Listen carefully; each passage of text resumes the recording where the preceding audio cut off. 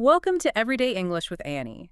Imagine being at the absolute peak of your career, right? Like you are a national icon. Oh, totally. The kind of fame where everyone knows your name. Exactly. You are starring in these massive blockbuster movies, and your face is quite literally on every major billboard in the entire country. Right. And then, you just decide to throw it all away. Which is wild to even think about. It really is. You fly across the world and you walk into an office where absolutely nobody knows your name just to see if you can build that empire all over again from scratch. I mean, it sounds slightly unhinged, doesn't it? It completely does. But, when we build a house, we rely on this very rigid blueprint.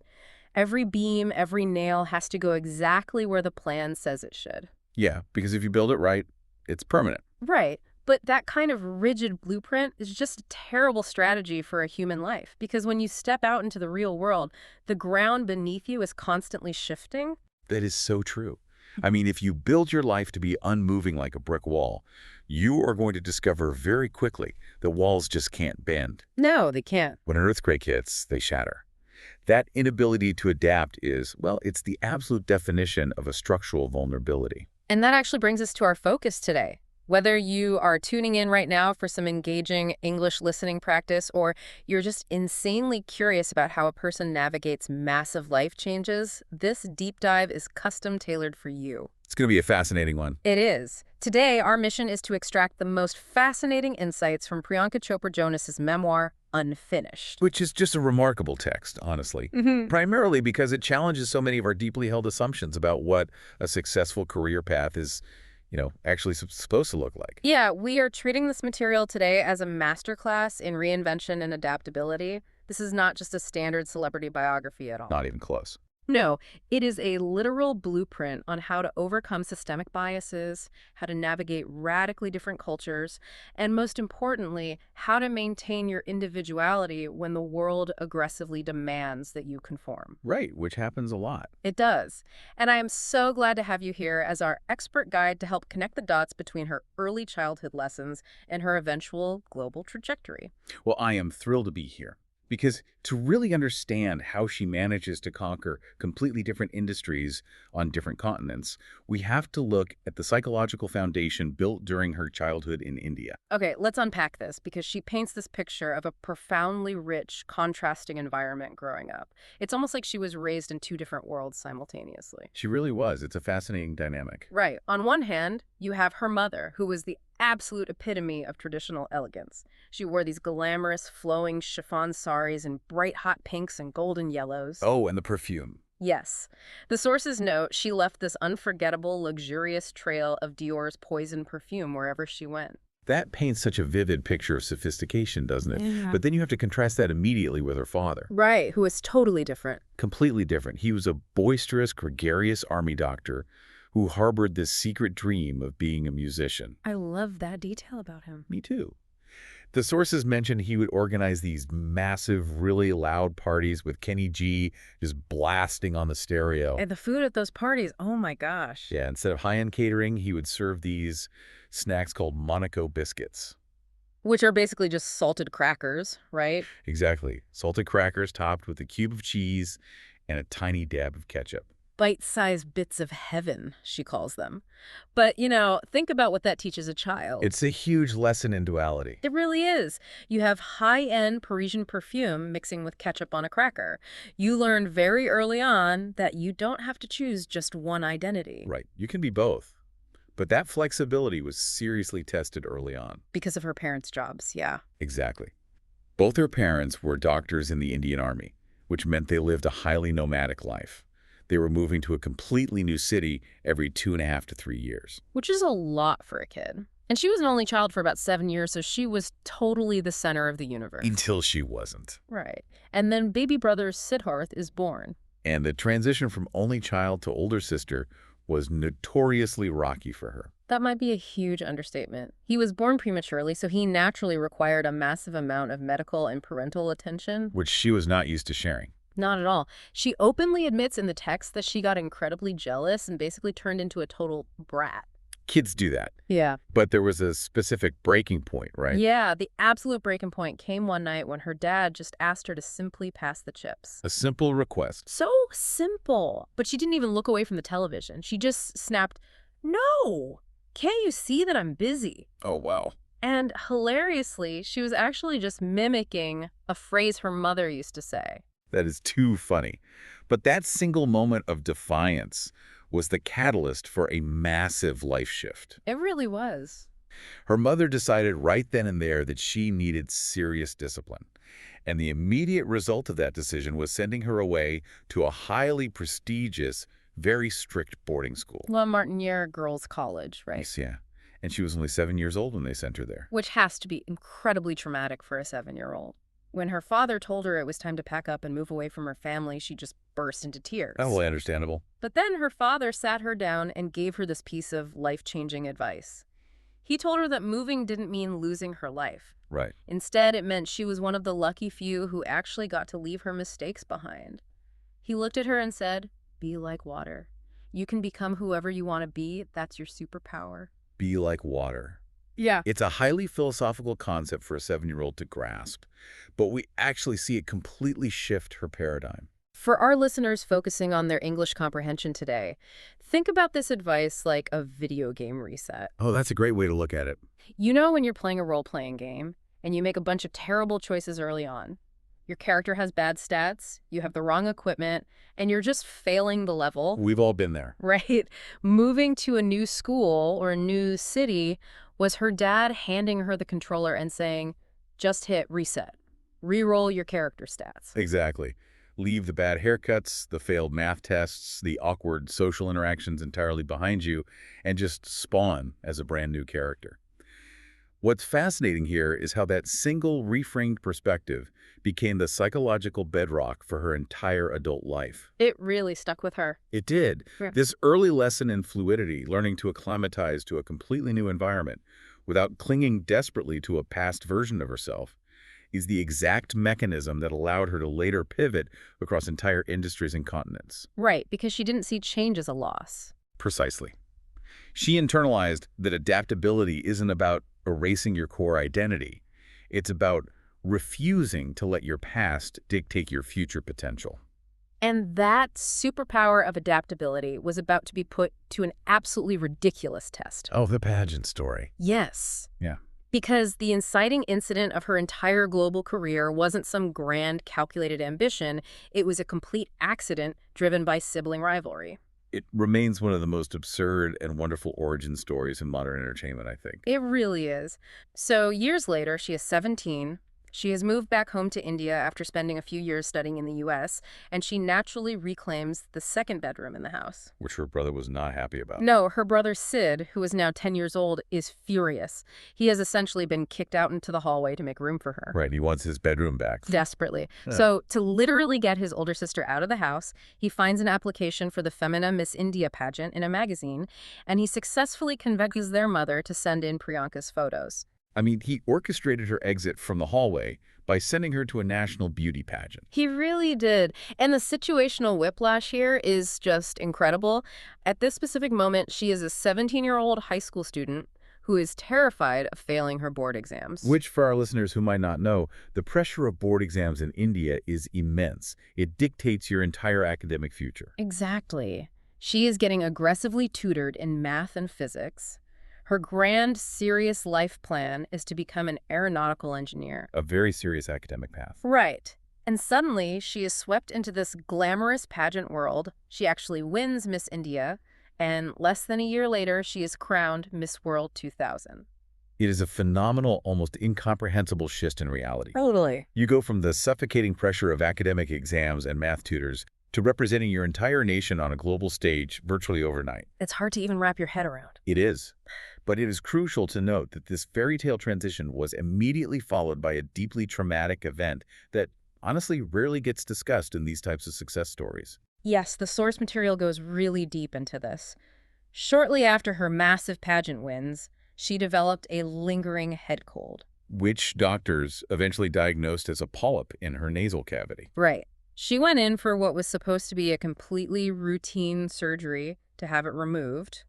But the doctor made a devastating error and accidentally shaved the bridge of her nose, causing it to structurally collapse. Just a horrific mistake. When the bandages finally came off, her face looked completely different, and the media immediately noticed the change and brutally dubbed her Plastic Chopra. That moniker was vicious. Yeah. And it followed her for a significant portion of her professional life. I can't even imagine. It completely shattered her self-esteem at a time when, structurally speaking, her face was supposed to be her primary professional asset. Hold on. I struggle to accept that she just neatly powered through this without falling apart. We were talking about a 17-year-old girl here. Yeah, teenager. Going from an unknown teenager to Miss World is a massive psychological shock on its own.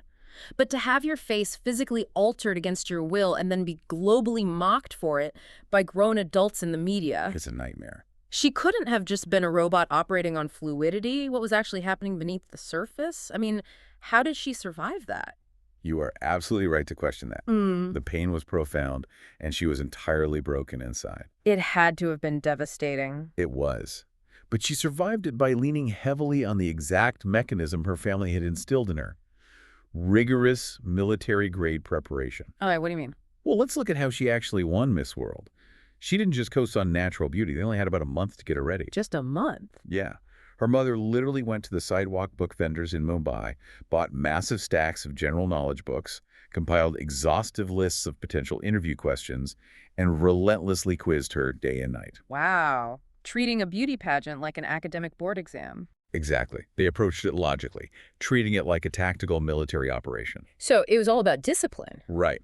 So when the surgical disaster happened and her internal confidence was completely wiped out, she utilized that same learned discipline. She actively built a physical and mental toolkit. Like armor, almost. Yes. She drilled herself on articulate answers. She perfected her posture. She controlled her vocal cadence. She constructed an impenetrable exterior. She leaned entirely on her preparation when her self-esteem simply wasn't available to her. It's the ultimate fake it till you make it, but backed by rigorous academic-level discipline. Precisely. And she was going to need every single ounce of that projected confidence because she was about to throw out her academic plan B entirely. Oh, yeah. No more aeronautical engineering. None. Yeah. She decides to step into an even more intense crucible, the Hindi film industry. Bollywood. Mm-hmm. Which operates on a scale and a set of rules completely different from almost anywhere else in the world. We're talking about a cinematic juggernaut that produces almost double the annual output of Hollywood, selling upwards of 2 billion tickets a year. It's massive. And she is walking into this hyper-competitive space with absolutely zero professional acting experience. Zero. But more importantly, she is entering a system heavily defined by entrenched networks. Let's decode that phrase for our listeners focusing on their English. When you say entrenched networks, you mean a system built entirely on nepotism. Yes, absolutely. If your father wasn't a famous director or a legacy actor, the doors to the industry were practically bolted shut from the inside. It was nearly impossible for an outsider. She shares a very specific, painful story in the memoir about this. She had actually signed a formal contract for a movie and was days away from shooting. Right, she thought she had her big break. But the lead actor of that film visited her on the set of a different project and casually told her, "You may not be able to do this movie because I've promised the role to someone else." Unbelievable. Someone else was his current girlfriend. And when Priyanka protested that she literally held a signed contract, the actor just shrugged it off. Because the rules simply did not apply if you weren't seated at the right family table. It's just so unfair. It is. And layered on top of that fierce nepotism, she also faced the deep systemic pain of colorism. Oh, right. In an industry in a broader cultural context where the standard of beauty is often deeply tied to having fair skin, she was casually dismissed by some producers as Kali, a term meaning too dark. So what does this all mean for her strategy? I mean, how do you fight a massive industry that's literally built on family tables you aren't invited to and standards of beauty that are actively engineered against you? You refuse to play their game by their rules. Okay, how does she do that? She executed a brilliant strategic pivot here. She realized that because she wasn't the traditional inside-track, fair-skinned Bollywood darling, she actually had nothing to lose. Ah, I see. She took massive creative risks, deliberately making her perceived weaknesses her greatest strengths. She rebelled against the archetype. She did. At that time, the traditional path to success was playing the safe, conventional, pure-hearted leading lady. Instead, she intentionally sought out complex, deeply flawed, even villainous female characters. Like in the movie Fashion. Yes, exactly. Where she played a supermodel who becomes completely corrupted by her own ambition. Or her role in Seven Kun Maf, where she plays a woman who literally murders her 7 husbands. Those are shocking choices for a newcomer. They really were. But she built a resume that was so undeniable and artistically bold that it forced the establishment to respect her. She proved she could act. Right. She didn't beg for a seat at their table. She built her own table entirely. And ironically, by completely rejecting the traditional mold, she became the ultimate icon, earning the beloved national moniker Desi Girl. Desi Girl. Yeah. An Indian girl who proved she could dominate the landscape completely on her own terms. And that success makes her next move so fascinating. It makes it absolutely mind-boggling to me. Because once she reaches the absolute summit of the mountain in Bollywood, I mean, she has the critical acclaim, the massive blockbusters, the awards, the fame, she decides to walk away. Just packs up and leaves. She chooses to become a beginner all over again in America. It is a stunning, real-world application of her father's early be-like-water philosophy. It really is. Most people spend their entire lives exhausting themselves trying to reach the peak of a mountain. Very few people willingly climb all the way back down to the valley just to try scaling a completely different mountain in the dark. She started this American pivot with a music venture, signing with Desi Hits and Interscope Records. Right, pop music. And the sources detail how incredibly humbling this process was. She had to walk into the offices of major U.S. magazines and literally introduce herself. Yes, starting from zero. She's sitting in these lobbies saying, "Hi, I'm Priyanka," to receptionists and editors who have absolutely no idea who she is. Which is wild, considering her status back home. Exactly. Meanwhile, simultaneously back in India, she is starring in massive, record-breaking hits like Dawn 2 and Krish 3. She was an absolute superstar at home, but she was choosing to swallow her pride and hand out her resume like an unknown intern in America. It requires an astonishing lack of ego. Here's where it gets really interesting, because that music career didn't take off the way she had hoped. No, it didn't quite land. And a lot of people would have immediately retreated to their safe, successful life back home. It's like being the most powerful, raging river in one country and voluntarily evaporating yourself just so you can rain down on a completely different continent and start as a tiny puddle. That's a great analogy. And when that first puddle dries up, instead of going back to being river, you just try again. Which is exactly what led her to pivot from U.S. music to U.S. television, specifically leading to her audition for the ABC series Quantico. Yes, she had to read for the lead role of Alex Parrish. And she admits in the text this was her first actual audition in over a decade. Because in India, she went straight from winning Miss World to being offered movie roles. Right. She never really had to do the grueling, soul-crushing audition circuit. So she is terrified. She goes into the bathroom before the audition, looks at herself in the mirror, and gives herself this intense pep talk. I love this part. She says, "What are you afraid of? You know exactly what you're doing." And she walked into that audition room and completely delivered. The casting director later noted that when she walked in, the molecules shifted. The molecules shifted. Let's highlight that for our English learners. Definitely. It means her presence was so powerful and undeniable that the very energy in the room physically changed the moment she entered. She got the part, obviously, and made history as the first South Asian woman to ever headline a U.S. network drama. If we connect this to the bigger picture, it highlights the immense psychological resilience required to maintain this specific kind of duality. It's just so impressive.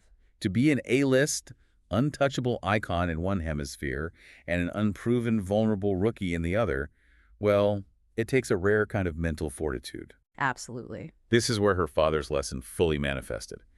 She became the water. She poured herself into the American entertainment vessel and took its shape, completely adapting to its demands without ever losing her fundamental essence. And what I love most about diving into these sources is discovering that all this ambition, all this relentless ladder climbing across continents, it wasn't just about securing billboards on Sunset Boulevard in Los Angeles. No, not at all. The true drive behind it was built much earlier in her life, back during those nomadic days in India. The ambition was always anchored to a much deeper purpose. Exactly. When she was a preteen, her parents ran these charitable medical camps in rural Indian villages. Which was eye-opening for her. Totally. And she witnessed young girls being actively denied basic medical care. Their parents wouldn't let the doctors examine them because any officially recorded medical issue could jeopardize the girl's future marriage prospects. That experience lodged deep within her psyche. It illuminated the stark, unfair disparity between her own life, where she was cherished, educated, and given every medical necessity, and the lives of these girls, who were treated as entirely disposable commodities. It's heartbreaking. It is. And it sparked her lifelong, fierce advocacy for children, and specifically for girls' education and health. She poured that passion into hands-on, deeply involved work with UNICEF. The sources share these incredible, specific stories from her field visits that show how intervention changes generations. Yes, the stories are so powerful. Like there's Sadira, a teenager living in a slum who learned from a UNICEF safe space that child marriage was actually illegal. Which she didn't know before. Right, and she used that specific knowledge to bravely stop her own forced marriage and became a fierce child activist in her community. Amazing. And then there's Sunita, who used sewing machines provided by a UNICEF program to not only fund her own education, but to pay for her sister's schooling and her parents' necessary medical treatments. These aren't just photo-op charity visits for her. Yeah. They are a vital, foundational part of her worldview. She fundamentally believes that privilege and responsibility must go hand in hand. And that profound understanding of her own inherent worth and the worth of these girls goes all the way back to this beautiful grounding story from her childhood. The nameplate story. Yes, we call it the nameplate. Her father's medical clinic, which was attached to their house, had a very official nameplate on the front that listed his and her mother's impressive medical degrees. Very formal. And one day, a very young Priyanka asked her dad, "Why isn't my name on the nameplate too? Don't I live in this house?" Now, most parents would laugh that off as a cute childhood quirk. Oh, for sure. But her father stopped and asked her what it should say. And she replied, with absolute seriousness, "Priyanka Mimi Chopra, upper kindergarten." I love that so much. Me too. And her dad didn't just laugh. He actually had a brand new brass plaque made and permanently added her name to the front of the house. Miss Priyanka Mimi Chopra, upper KG. This raises an important question about how we fundamentally define success and value. How so? Well, her father validated her existence and her individuality entirely separate from her titles or adult achievements. He taught her that she belonged on the marquee simply because she existed. Wow. She isn't just seeking the global spotlight today to feed her own ego. She is using her deeply ingrained sense of worth to physically expand the spotlight so others can stand in it too. I love that so much. So I want to turn directly to you, the listener, right now. What is your upper KG nameplate? That's a great question to reflect on. What is the core thing that validates your individuality right now, completely regardless of your job title, the size of your bank account, or your academic credentials? It's a crucial question for anyone trying to navigate major life changes. It really is, because as we wrap up this deep dive, it's remarkably clear that Priyanka Chopra Jonas's Unfinished is so much more than a celebrity memoir. It really transcends the genre. It is a masterclass in resilience. It's about the absolute necessity of reinvention and knowing your inherent value even when systemic barriers are literally telling you that you are the wrong color or you don't belong at the table. Her story proves that adaptability isn't a personality trait you are simply born with. It is a muscle you can actively build through discipline and perspective.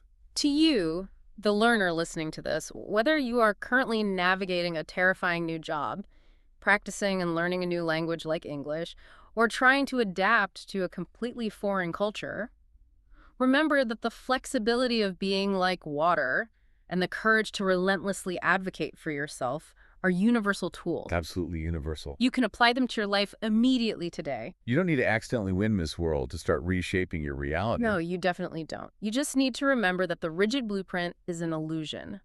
When the ground shifts, you don't cling to the blueprint. You become the water. And I want to leave you with one final lingering thought to mull over or explore on your own today.